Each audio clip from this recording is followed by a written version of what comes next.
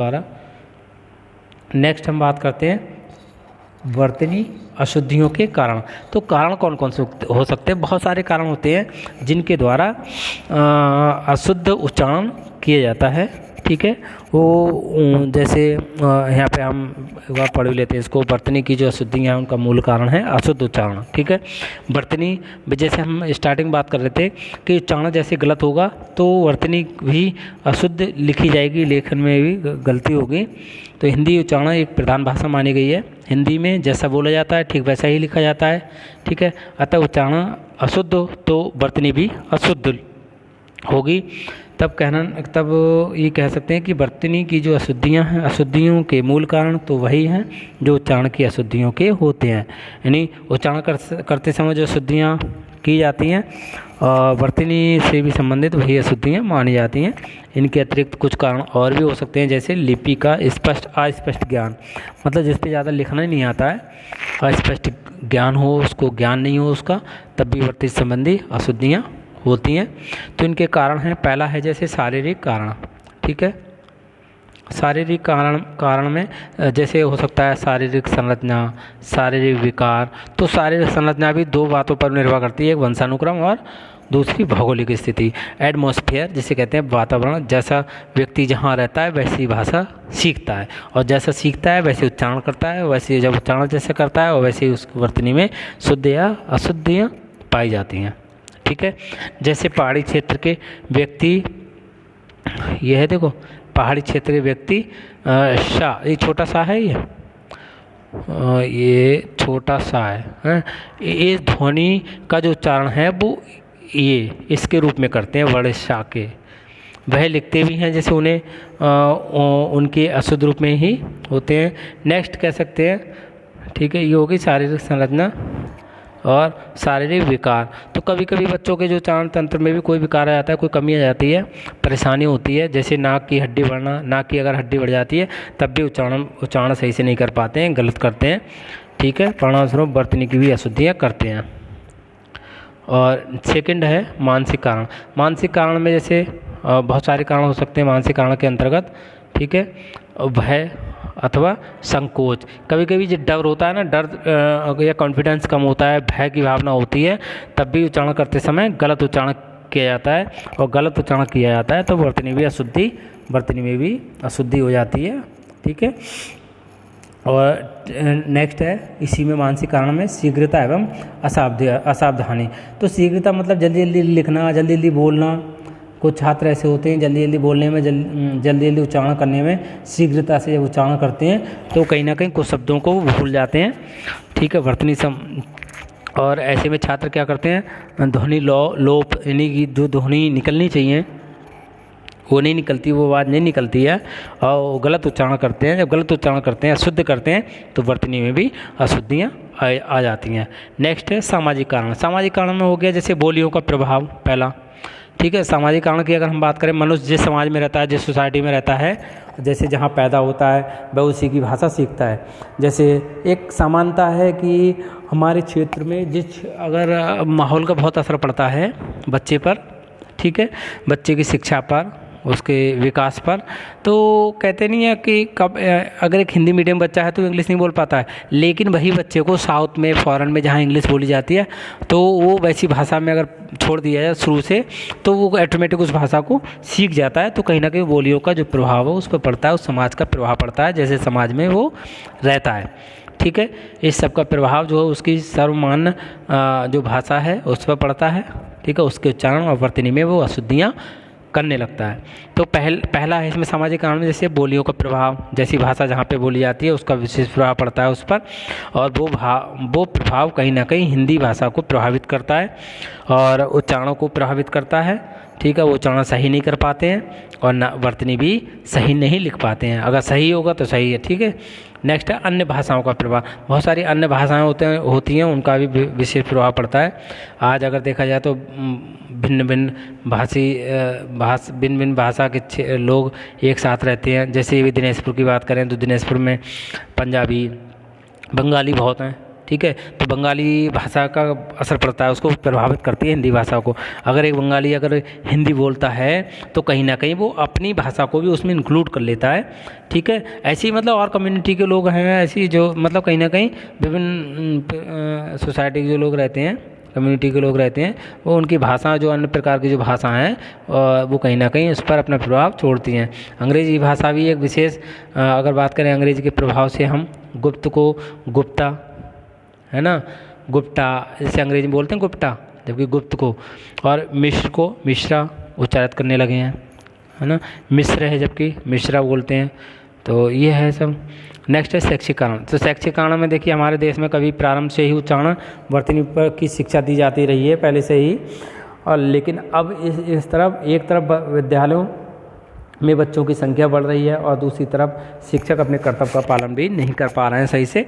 तो इसका रिजल्ट ये निकल के आता है कि भारत की जो शिक्षा में उच्चारण और वर्तनी की शिक्षा पर भी कोई ध्यान नहीं दिया जाता है, ठीक है। इसके भी अंतर्गत कई सारे कारण हैं, जैसे पहला है मूल ध्वनियों और उनके लिए निश्चित चिन्हों या लिपि का स्पष्ट ज्ञान। अगर शिक्षकों को ज्ञान नहीं है, छात्रों को ज्ञान नहीं है, तो वो वर्तनी संबंधी अशुद्धियाँ करते हैं। मात्राओं का स्पष्ट ज्ञान, मात्राओं को पता नहीं है तब भी अशुद्धियाँ होती हैं वर्तनी संबंधी, ठीक है।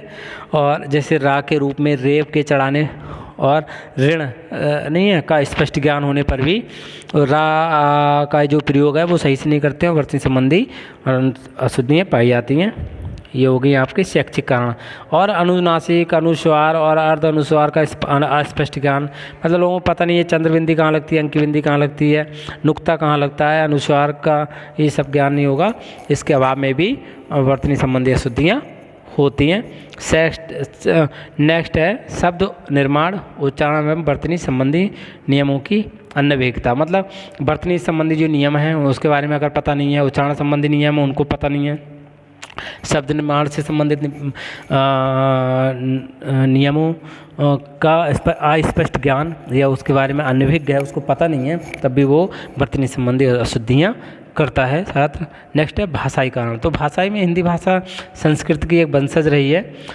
इसका जो ध्वनि तत्व तो बड़ा ही वैज्ञानिक है, इसमें जो है इतनी अधिक बारीकियाँ हैं कि इनको समझना एक समस्या है ना। एक हिंदी टीचर भी पूर्णतः अगर इसमें इसकी जानकारी नहीं होती है बहुत सारी चीज़ों की, ठीक है। इसके अंतर्गत जैसे मूल ध्वनियों की अधिकता, मूल ध्वनि के बारे में ज़्यादा नॉलेज नहीं होती लोगों को, तो वो वर्तनी संबंधी अशुद्धियाँ करते हैं। हिंदी में इतनी अधिक ज़्यादा मूल ध्वनियाँ बहुत ज़्यादा हैं, उनके लिए उतने ही लिपि चिन्ह भी हैं, उन्हें स्मरण करना अपने में समस्या पूर्वक है, समस्या होती है। और कुछ मूल ध्वनियों में समानता, कुछ ध्वनियाँ ऐसी हैं जिनमें समानता पाई जाती है, उससे भी एक समस्या उत्पन्न होती है। और नेक्स्ट है मात्राओं की विचित्रता, ठीक है। ये बाकी सब पता ही है आपको। जैसे चौथे नंबर पर रा के चार रूप और ऋण के समान ध्वनि, तो कहीं ना कहीं ये आप देख रहे हैं ये चौथा नंबर का, तो ये रा, ठीक है। इसमें एक रा ये हो गया, एक रा ये है और एक रा ये है ना।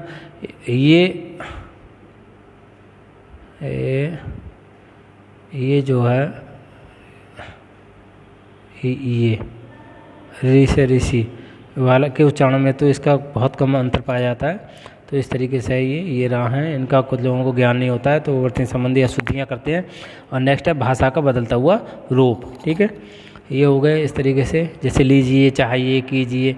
ये तो अगर देखा जाए तो सभी भाषाएं परिवर्तनशील है, परंतु हिंदी भाषा में इस समय कुछ परिवर्तन सरलीकरण के नाम पर हो रहे हैं। जैसे गया, गए, गई के स्थान पर गया, है ना। कुछ लोग यूज करते हैं, ऐसे शब्दों का प्रयोग करते हैं, कहते हैं वो गई, तो कुछ लोग कहते हैं वो गया, तो वो अशुद्ध हो गया। गए, गई लिखना, ये सब, ये चाहिए, अगर ये का प्रयोग करें यहाँ पर, चाहिए, कीजिए, लीजिए के स्थान पर क्या कहते हैं, चाहिए, ठीक है।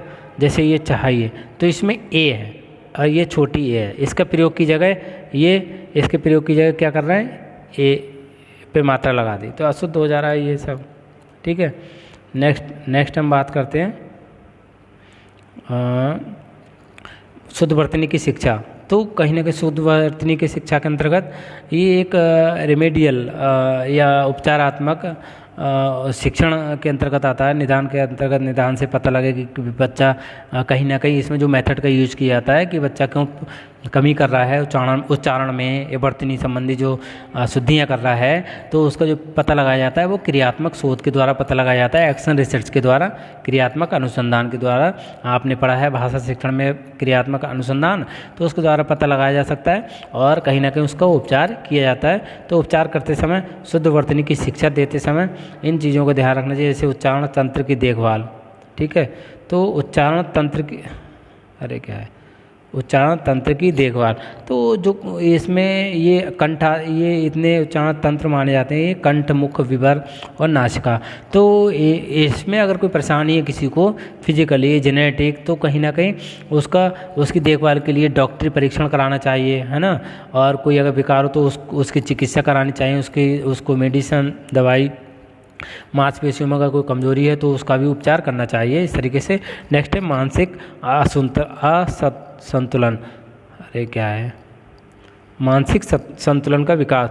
तो कभी कभी बच्चों के साथ घर और विद्यालय दोनों स्थानों में पर जो है प्रेम एवं सहानुभूति पूर्ण व्यवहार नहीं होता, तब भी ये समस्या उत्पन्न होती है। और वो इस तरीके से तो कहीं ना कहीं उनका विकास करना चाहिए, मानसिक संतुलन बनाए रखें। भय, उनका कोई भय है उसको दूर किया जाए, आत्मविश्वास है उसको बढ़ाया जाए। ठीक है, व्याकरण ज्ञान एवं उच्चारण शिक्षा, तो व्याकरण से संबंधित शिक्षा दी जानी चाहिए, है ना। ये व्याकरण से संबंधित शिक्षा देनी चाहिए, उच्चारण शिक्षा करवानी चाहिए, ये सब है। शुद्ध वर्तनी अभ्यास। नेक्स्ट लिखना चाहें आप लिख सकते हैं। तो इस तरीके से शिक्षा दी जानी चाहिए, जितने इनका सब ये सब कराना चाहिए, याद कराना चाहिए। और नेक्स्ट है शुद्ध वर्तनी अभ्यास। शुद्ध वर्तनी अभ्यास मतलब कोई शब्द उच्चारण गलत कर रहा है तो उसका अभ्यास कराना चाहिए। और इसमें भी कई सारे पॉइंट्स हैं, जैसे अनुलेख, प्रतिलेख, श्रुतिलेख। ठीक है, ये लेख लिखवाए जाएं ये सब। नेक्स्ट है शब्द पुस्तिकाएँ, भाषा रचना, पाठ्य पुस्तक शिक्षा के साथ। ठीक है, पाठ्य पुस्तक शिक्षण के साथ पाठ्य पुस्तक का प्रयोग किया जाना चाहिए। अन्य विषयों के शिक्षण के साथ, है ना, अन्य विषयों के शिक्षण के साथ भी भाषा का ध्यान रखना चाहिए। वर्तनी संबंधी खेल कराए जाएं, चाहे वर्तनी अभ्यास खेल विधि से कराया जाना चाहिए। इसके लिए शिक्षक अनेक प्रकार के जो वर्तनी खेलों का आयोजन कर सकते हैं। टोली वर्तनी प्रतियोगिता, कार्ड शब्द वर्तनी प्रतियोगिता, रिक्त स्थानों की पूर्ति, वर्तनी संबंधी अंत्याक्षरी। अब आजकल अंत्याक्षरी का मनोरंजन रूप में प्रयोग करते हैं, लेकिन लोग गाने वाली ज़्यादा अंत्याक्षरी करते हैं, लेकिन वर्तनी संबंधी भी वर्तनी संबंधी यानी कि कुछ शब्दों से संबंधित जो होती है अंत्याक्षरी, उसका भी प्रयोग किया जाना चाहिए। सो है उपचार विधि, यानी छात्र शब्दकोश की सहायता से अपनी अशुद्धियों को भी दूर स्वयं का पता लगाया जा सकता है, उनको दूर किया जा सकता है। ठीक है, ये हो गई। ये सब चाहे आप एक बार यहाँ से ये समझ में नहीं आ रहा हो देख लेना। ठीक है, थैंक यू, धन्यवाद।